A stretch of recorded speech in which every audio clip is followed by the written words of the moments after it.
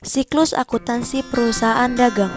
Siklus akuntansi perusahaan dagang adalah proses pembuatan laporan keuangan pada sebuah perusahaan dagang dalam periode tertentu.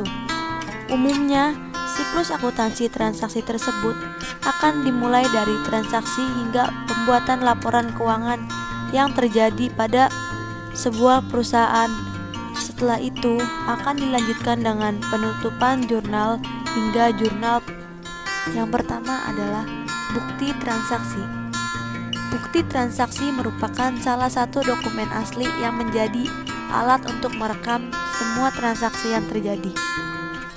Bukti transaksi dapat terdiri dari memo,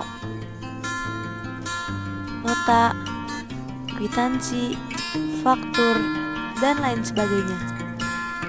Adapun fungsi dari bukti transaksi ini adalah sebagai sumber pencatatan dalam akuntansi.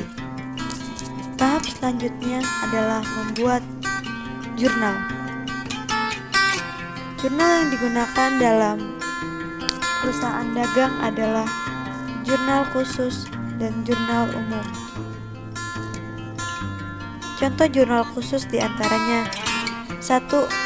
Jurnal penjualan untuk mencatat penjualan secara kredit. Yang kedua, pembelian untuk mencatat pembelian secara kredit.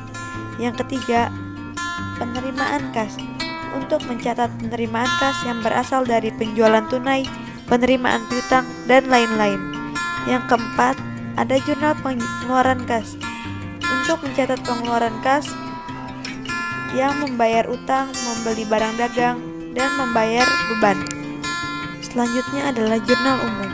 Jurnal umum digunakan untuk mencatat transaksi yang tidak termasuk ke dalam jurnal khusus, yaitu transaksi retur.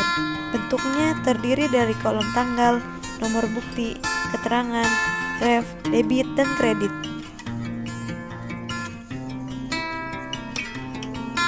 Tahap selanjutnya adalah memposting jurnal ke buku besar sesuai dengan besaran setiap akunnya dan dicatat setiap tanggal akhir bulan, yaitu tanggal 30 atau 31 Desember.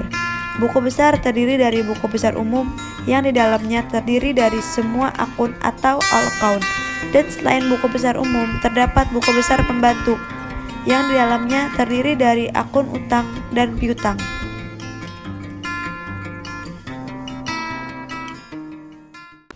Setelah memposting ke buku besar, tahap selanjutnya adalah membuat neraca saldo. Neraca saldo berisi saldo akhir akun-akun yang terdapat di buku besar. Jika akun-akun yang terdapat dalam neraca saldo belum menjaminkan keadaan yang sebenarnya, maka dibuatlah ayat jurnal penyesuaian. Untuk mempermudah membuat laporan keuangan, dibuatlah kertas kerja atau yang disebut neraca. Bentuknya terdiri dari nomor akun, nama akun, neraca saldo debit kredit, AJP debit kredit, NSSP debit kredit, laba rugi debit kredit, dan neraca debit kredit. Untuk tahap selanjutnya adalah pembuatan laporan keuangan.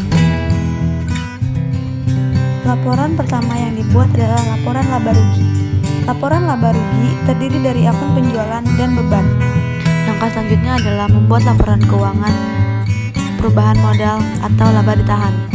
Selanjutnya, membuat laporan neraca. Dalam laporan neraca terdapat akun aktiva dan akun pasifa. Setelah membuat laporan keuangan, langkah selanjutnya adalah membuat jurnal penutup. Jurnal penutup adalah jurnal yang digunakan pada akhir periode untuk menutup rekening-rekening normal atau rekening sementara hingga awal periode saldonya berubah menjadi nol. Langkah terakhir dalam siklus adalah jurnal pembalik. Jurnal pembalik adalah jurnal yang dibuat pada awal periode sebagai kebalikan sebagian jurnal penyesuaian pada akhir periode sebelumnya. Jurnal penyesuaian yang dibalik adalah utang janji, piutang pendapatan, pendapatan diterima di muka jika digunakan berdasarkan pendapatan, serta beban dibayar di muka jika digunakan berdasarkan beban. Itu dia siklus akuntansi perusahaan dagang.